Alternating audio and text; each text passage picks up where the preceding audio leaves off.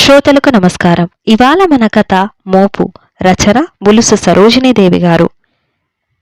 AC బోగీలో కూర్చోవడం వల్ల రైలు చప్పుడు తెలియట్లేదు. కిటికీ అద్దంలోంచి బయటికి చూస్తుంటే శరవేగంతో చెట్లు వెనక్కి పారిపోతున్నట్టు, వాటంతట అవే ఇల్లు కదిలిపోతున్నట్టు, సూర్యుడు నాతో పరుగులు తీస్తున్నట్టు అనిపిస్తోంది. 23 నా కూతురు కాంతి చిన్నప్పుడు జ్ఞాపకం ఒకటి నా పెదవుల మీద నవ్వుల్ని పూయించింది. వెన్నెల్లో మోకాళ్ళను దగ్గరగా లాగేసుకుని ఒదిగిపోతూ, అమ్మా నిజం చెప్పు, చంద్రుడు మన ఇంటి మీదే ఉండి నేనెక్కడికెళ్తే అక్కడికి పరుగులు తీస్తూ నాతోనే వస్తాడు కదూ, కానీ పక్కింటి చంద్రిక వాళ్ళ ఇంటి ముందు కూడా ఉంటాడని, అందరికీ అలాగే కనపడతాడని అంటోంది. ఉక్రోషంగా చెబుతున్న కూతుర్ని చూసి ఫక్కున నవ్వే శ్రీకాంత్ ఆ పిల్ల అలగ్గానే గుండెలకు హత్తుకుంటూ సముదాయించలేక సతమతమయ్యేవాడు. అతను గుర్తుకు రాగానే నా కళ్ళు చెమ్మర్చి నీళ్లూరాయి. రేపు కాంతి పుట్టినరోజని ఈ ప్రయాణం. నన్ను చూడగానే వెలిగే ఆ కళ్ళను చూస్తే అదో తృప్తి. అవును, మనిషి జీవితంలో ప్రతి అంశానికి మనసుతో సంబంధం. నా ఆలోచనలకు తెరవేస్తూ, ఇదిగో ఇదే మన సీటు, ఇట్టరా, రైలు కదిలిపోతోందిగా, అందుకే ఓ నిమిషం అక్కడ కూర్చోబెట్టా, నింపాదిగా సీట్లు పట్టుకుంటూ ఇక్కడికొచ్చేయ్, గట్టిగా చెబుతూ చేతిలో సూట్ కేసు నా పక్కన పెట్టాడు 60 ఏళ్లు దాటినట్టున్న ఒక ఆయన. వచ్చే వచ్చే అరవబాకండి అంటూ ఆమొచ్చి నా పక్క సీట్లో కూర్చుంది. నెమ్మది నెమ్మది చూసావా, ఆ చేతులెలా వణికిపోతున్నాయో, పడిపోతామని భయమేసిందా అంటూ ఆమె పక్కన కూర్చున్నాడు. ఆ కంఠంలో ఎంతో జాగ్రత్త. సమంగా కనపడకగానే నాకేం భయం అందావిడ గడుసుగా మాట్లాడుతున్నట్టు. కద్దరు బట్టల్లో నిండుగా ఆది దంపతుల్లా ఉన్నారిద్దరు. ఈ బ్యాగ్ ఆ వంకీకి తగిలించు అంటూ ఓ ప్లాస్టిక్ సంచిని అందించాడావిడకి. ఆవిడే లేచి ఒంగుని నా పక్కన ఉన్న వంకీకి అది తగిలించింది. సూట్ కేస్ని మరో బ్యాగ్ని తన 2 కాళ్ళ మధ్య భద్రంగా పెట్టాడాయన. ఆలోచనలు నన్ను మళ్ళీ వాటితో లాక్కెళ్ళిపోయాయి. నాకిప్పుడు 50 దాటుతోంది. సన్నగా నాజూక్గా ఉండడం వల్ల 10 ఏళ్లు తగ్గినట్టు కనిపిస్తానన్నది చాలామంది ప్రశంస. దానికి కారణం శ్రీకాంత్. అతడు జీవించి ఉండగా నేను జీవించబోయే కాలమంతటికీ జీవాన్ని నింపాడు నాలో. కొనసాగబోతున్న ఆలోచనల పరంపరని టక్కున ఆపాయి పక్కనున్న దంపతుల మాటలు. ఎవరిని చూసినా ఇలా ముచ్చటేస్తోంది, మనకీ ఉన్నారు పిల్లలు, దెప్పుతున్నట్టు పదునుగా వినిపించిన ఆమె మాటలకు తల తిప్పబోయి కుతూహలం కనబర్చడం సభ్యత కాదనిపించి చేతిలో ఉన్న పుస్తకం తెరిచాను. ఏం చేస్తాం అన్నాడాయన. ఆ గొంతు గంభీరంగా గంట మోగినట్టుంది. మొదట్లో పెద్దగా గమనించలేదు గాని భరించక తప్పదు కదా అంటోంది పెద్దది పొద్దుట వంటావిడతో. చెబుతోంది భర్తతో. ఆయన తలూపాడు అవునా అన్నట్టు. ఏ కర్ర వండితే ఏ గుణమో ఎప్పుడో చెప్పారు, మనం కూడా ఎలాగో భరిద్దాం అంది మళ్ళీ. ఆవిడ గొంతు వణికి కన్నీటి బొట్లు చెంపల మీద రాలాయి. 2 చేతులతో వాటిని చెరిపేసింది. ఒక్కో చేతికి 4-5 బంగారు గాజులు, వాటి మధ్య ఎరుపు ఆకుపచ్చ మట్టి గాజులు. ఆమె చేతులు కదిలినప్పుడల్లా గలగల్లాడుతున్నాయి. కర్రలెక్కడున్నాయి, ఇప్పుడంతా గ్యాసేగా అన్నాడాయన నర్మగర్భంగా. ఆవిడ ఊ అని నీలిగి, చిన్నాడి చేత చిన్నది ఎలాగో బట్టలు పెట్టనిచ్చిందంది. ఓ, చిన్నాడంటే చిన్న కొడుకు, పెద్దది అంటే పెద్ద కోడలన్నమాట. అర్థమైంది. కనిపించేదే విషం అంటావు, ఆ బట్టలకి మన డబ్బు రుచి అన్నాడాయన ఎంతో క్లుప్తంగా బాకులా. మరే మీరు మరీను, చంకలో బిడ్డ గ్రామంలో చాటింపు తెలీదా అందరికీ అందావిడ. ఈలోగా ఏదో స్టేషన్లో రైలు 2 నిమిషాలాగింది. జనం గబగబా ఎక్కేశారు. లోపలికి చేరి ఒక్కొక్కరుగా సర్దుకుంటున్నారు. ఇదేమిటి రిజర్వేషన్ పెట్టెలోకి ఇంతమందికి తోసుకొస్తున్నారు అంది ఆవిడ. జనం ఎక్కువైపోలా, కొత్త నీరు కొట్టుకొస్తున్నా మనం ఇంకా లేము, బరువెక్కువవుతోంది భూమికి అన్నాడాయన విచారంగా మొహం పెట్టి. ఉండకపోతామా ఏంటి పిలుపు రాకుండా అందావిడ ఆయన మొహంలోకి అనునయంగా చూస్తూ. ఓ నిమిషం ఆగి, పొద్దున పెద్ద గ్లాసు, ఇదిగో ఈ మాత్రంది కొత్తది చేతికిచ్చి దానిలో ఓ చిన్న గ్లాస్ పెట్టి కాఫీ పోసింది కక్కుర్తిగా. పిచ్చిదాన్నా, మన వాడి ముందు బయటపడ్డం ఎందుకని ఊరుకున్నా అంది. ఆవిడ చాలా అశాంతిగా కనపడింది. మొహంలో లీలగా భయం, మెడ దగ్గర నరం ఎగిరిగిరి పడుతోంది పచ్చగా. ఆవేశాన్ని అణచుకోవడం స్పష్టంగా కనపడుతోంది. తీయని మాటలు, కరుకు చేష్టలు. 4 గంటల ప్రయాణం, అది భోజనానికి. అటూ ఇటూ కాకుండా పులిహోర లడ్డు ఉన్నాయి కదా అత్తయ్య, 4-5 గంటల్లో ఇంటికెళ్ళిపోతుంటే ఇప్పుడెందుకు రాత్రికి అన్నం వండడం అంది. ముసల్దాన్ని కదా, మందం అయిపోయినా పొడి మెతుకుల్ని తినగలనా అందావిడ మళ్ళీ. నాకు షుగర్ ఉందని తెలియదేమిటి, లడ్డూ పెట్టింది అన్నాడాయన. నాకు లేదుగా. పోనీ మామగారని ఏదన్నా ప్రత్యేకంగా కారం ఏదైనా చేసి పెట్టిందా? గ్రైండర్లు, మిక్సీ, ఫ్రిడ్జు, ఓవెన్, అంట్లు కడిగే మిషన్, చేతిలో వంట మనిషి అన్నీ ఉన్నాయి.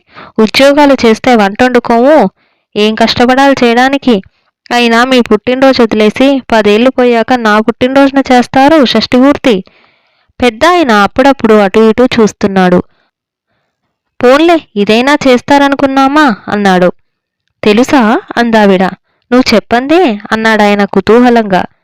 పెద్దది వాళ్ళ ఆఫీస్ వాళ్ళని 40 మందిని పిలిచింది. కలుపుగోరుతనం అనిపించుకోవడానికి కాబోలు. చిన్నది చూడండి, ఒక్కరిని పిలవలే. పొదుపుగా ఎలా ఉండాలో దానికి తెలుసు. చెప్పకు, మరీ పిసినారది. పిసరంత రాలుస్తుంది చీమలకి వేసినట్టు అన్నాడాయన తీసి పారేస్తున్నట్టు. కోడళ్ళ మీద ఇద్దరి ఇష్టాలు వేరువేరన్నమాట. ఆయన మళ్ళా అటు ఇటు చూశాడు. పొద్దుట ఎంతిచ్చింది గుడికెళ్లే ముందు? ఆవిడ మీదకు వంగి రహస్యంగా అడిగాడు నాకు వినిపించేలా. 50. ఇందాక ఓ 20 ఉంచమంది. 30 రూపాయలు ఆటోకయ్యాయి. ఇంక మిగిలింది 40. నా ముందు నుంచే మాట మాత్రం చెప్పకంట పెద్దాడు కారేసుకుని ఎటో పోయాడు. మన్ని ఆటోలో గుడికి వెళ్ళి రమ్మని. అది ఆఫీస్కి వెళ్ళిపోయింది. ఎక్కడికో క్యాంపుకెళ్ళాలట. అది హడావుడి. స్నేహితులు ఏవేవో కవర్లిచ్చారు. నే చూశాను. డబ్బనుకుంటాను. నాకెందుకొచ్చిన తంట అని దాని చేతిలోనే పెట్టేశాను. ఏది మనకిచ్చిందా? ఇవ్వలేదన్న నిష్ఠూర ధ్వనితో అందావిడ. ఇవ్వకపోతే పోని ఒక కసురు కసిరాడాయన. ఆవిడ మూతి ముడిచేసింది. 5 నిమిషాలు గడిచాయి. ఆవిడ రాణి కన్నీళ్లను ఒత్తుకుంటుంటే నాకెందుకో మా అత్తగారి చిరునవ్వు గుర్తొచ్చింది. ఆ నవ్వు ఎంత దైదీప్యమానం! కళ్ళల్లో ఆ వెలుగుతో తనని మురిపంగా చూసేదావిడ. పెళ్ళైన కొత్తల్లో ఆడపడుచు వందన ఏదో అనబోయింది తనని. అత్తగారు వందన అంటూ లోపలికి పిలిచి, నీకు మన ఇంటికి కోడలుగా వచ్చిన అశ్వినికి తేడా ఏంటి? నువ్వెలా కూతురువో అశ్విని అంతే.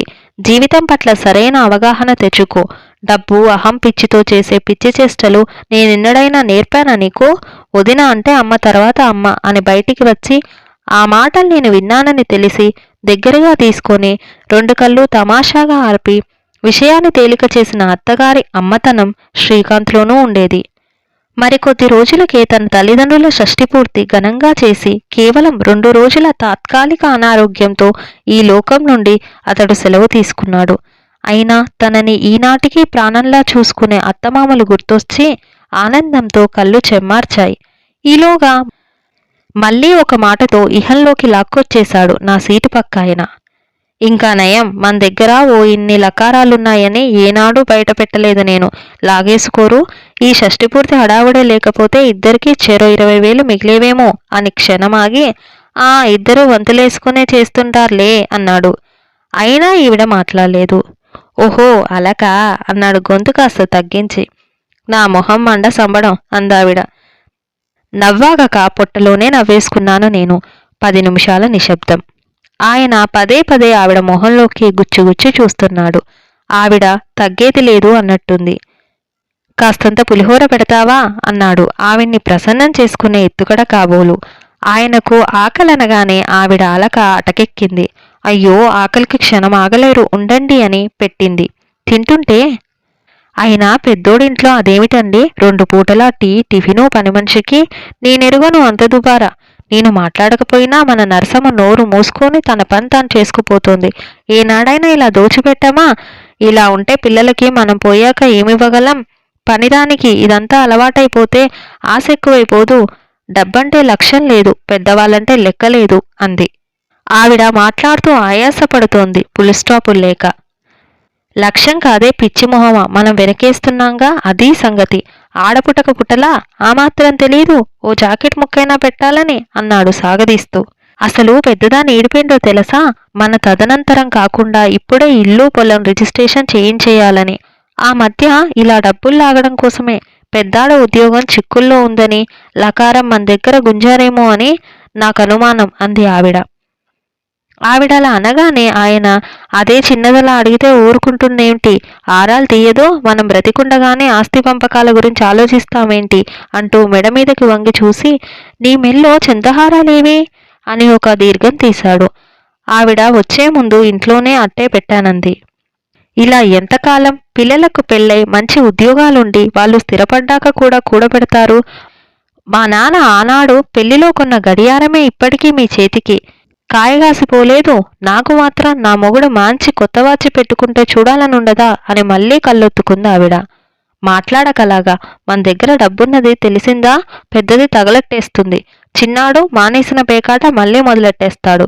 నువ్వన్నట్టు పెద్దదానికి దుబారానే. వచ్చిన వాళ్ళందరికీ టిఫిన్లు, టీలు, నవ్వులు. మనం పొయ్యాకేం చేసుకుంటే చేసుకోని కోపంగా అన్నాడాయన. కాస్త జరిగి సీటు మీదకి ఉరిగి, అక్కడికి మీకు తెలియకుండా చిన్నాడు కూతురికి ఉంగరం చేయించాను. చిన్నదానికి పాపం నా వజ్రాల దుద్దుల మీదే భ్రాంతి. అత్తగారు అప్పుడు కాబట్టి కొన్నారు, ఇప్పుడు కొనలేమని మాటిమాటికి అన్నా విననట్టు గమ్మునున్నాను అంది ఆవిడ మరో రహస్యం చెప్తున్నట్టు. పెద్దదానికంటే చిన్నది గడుసుదే అన్నాడాయన. ఇంక వెనకేసుకు రాలేకేమో అవునందావిడ. ఆయన తృప్తిపడి ఆవిడ వైపు ఆపేక్షగా చూసి, ఇప్పుడు మాత్రం ఏడవబాకు, గుండె గొంతుకు వస్తుంది నాకు. నిన్ను ఏనాడూ ఓదార్చడం చేతనైంది కనుక నాకు అనగానే ఆవిడ ఆయన చేతి మీద చెయ్యేసి కొంగుతో కళ్ళొత్తుకొని సంతోషపడింది.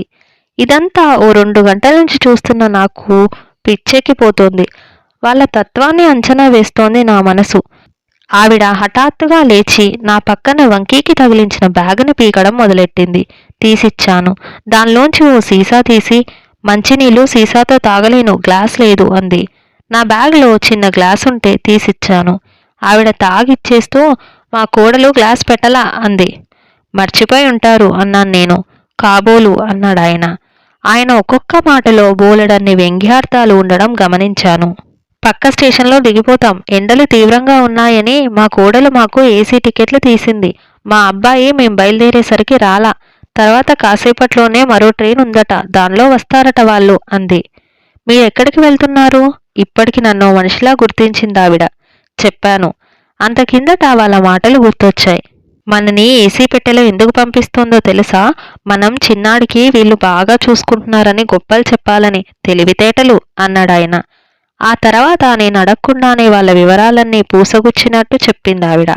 అక్కడికి దగ్గరలోనే ఉన్న తమ పల్లెకి పొలం పనుల మీద వెళ్తున్నామని, ఏడాదికి 3 నెలలు పెద్దాడి దగ్గర, మరో 3 నెలలు చిన్నాడి దగ్గర ఉండి మిగతా 6 నెలలు స్వతంత్రంగా ఉంటామని చెప్పింది. తర్వాతి స్టేషన్ రానే వచ్చింది. సామాన్లు దింపడానికి ఓ చెయ్యిచ్చి వాళ్ళు దిగాక తలుపు దగ్గరే నిలబడి ఉన్నాను నేను. కుడివైపు మెట్ల మీదుగా తెల్లగా అందంగా ఉన్న ఒక ఆవిడ పరుగు పరుగున వచ్చి రాగానే తన చేతి సంచిలో ఉన్న కూలింగ్ బాటిల్ని తీసి గ్లాసులతో నీళ్ళిచ్చింది. అవి తాగేలోపు 2 చిన్న గ్లాసులు తీసి ఫ్లాస్క్లో కాఫీ వాటిల్లో పోసి మంచినీళ్ళిచ్చిన పెద్ద గ్లాసుల్లో అమర్చి, చేయి కాలకుండా అత్తయ్య అని నవ్వింది. ఓ మందపాటి కవర్ తీసి మామగారికిచ్చి, ఇది మీ గిఫ్ట్ మనీ అని మరో కవర్ తీసి అత్తగారి చేతిలో ఉంచి, ఇవి ఖర్చులకు అత్తయ్య, ఆఫీస్ ట్రైనింగ్ అయిపోతుంది వారంలో, వచ్చి మిమ్మల్ని తీసుకెళ్తాను అంది. పెద్దలిద్దరూ తలలూపారు. మీ ఇద్దరూ పెద్ద మనసుతో మమ్మల్ని మన్నించాలత్తయ్యా. నిన్న మేమేమీ కొనలేకపోయాం. మీ అబ్బాయి స్నేహితుడు శ్రీకర్కి ప్రాణం మీదకొస్తే వైద్యానికి డబ్బిచ్చాం. ఆ సర్దుబాటుతో కొంచెం ఇబ్బంది. ఈరోజు తిరిగి ఇచ్చాడాయన. మిమ్మల్ని రైలెక్కించమని చెప్పి మీ అబ్బాయి బజారుకి పరిగెత్తారు. ఇదిగో ఇందాకే ఫోన్ చేశారు.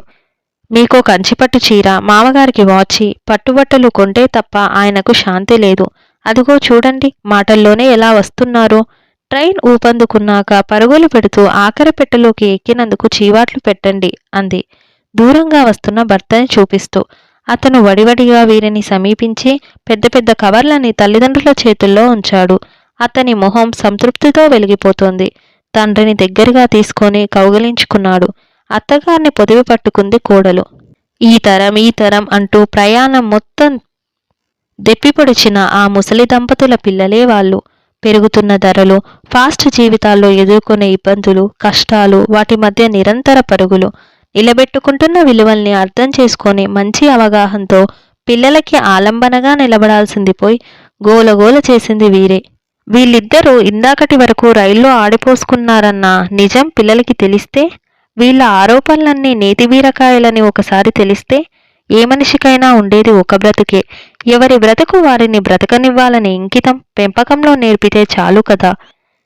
రాబోయే వార్ధక్య కష్టాల్ని ముందుగానే కళ్ళ ముందు నిలబెట్టేసి తమను చూడరేమో అని ముందుగానే సందిగ్ధంలో భయంగా బ్రతుకుతూ అభద్రతా భావంతో బంధువులతో స్నేహితులతో ఇంటి విషయాలను చేరుస్తూ చర్చిస్తూ కలవరపరిచే మాటలతో కుంగిపోయి అపురూపమైన జీవితాన్ని చింతపాలు చేసుకునే ఈ భయం ఎంత ప్రమాదకరం. నిజానికి ఈ భయం ఆహారంలో ఉప్పు లాంటిది. కావాల్సిన మోతాదులో ఉంటే శరీరానికి రక్షణ, ఎక్కువైతే ఆ భోజనం ఇంక తినడానికి పనికిరానిది. ఏదైనా సమపాళ్లలో ఉంటేనే అన్నీ సక్రమంగా ఉంటాయి. తనని తాను చూసుకుంటూ ఎదుటి వ్యక్తి లోపాన్ని సున్నితంగా సరిచేస్తూ ప్రేమని వికసింపజేయాలి ఇంటి మనుషులు. నా కళ్ళల్లో నాతో ప్రయాణం చేసిన ఆ దంపతులు ఏం చూశారో గాని వాళ్ళ కళ్ళు చెమ్మగిల్లాయి.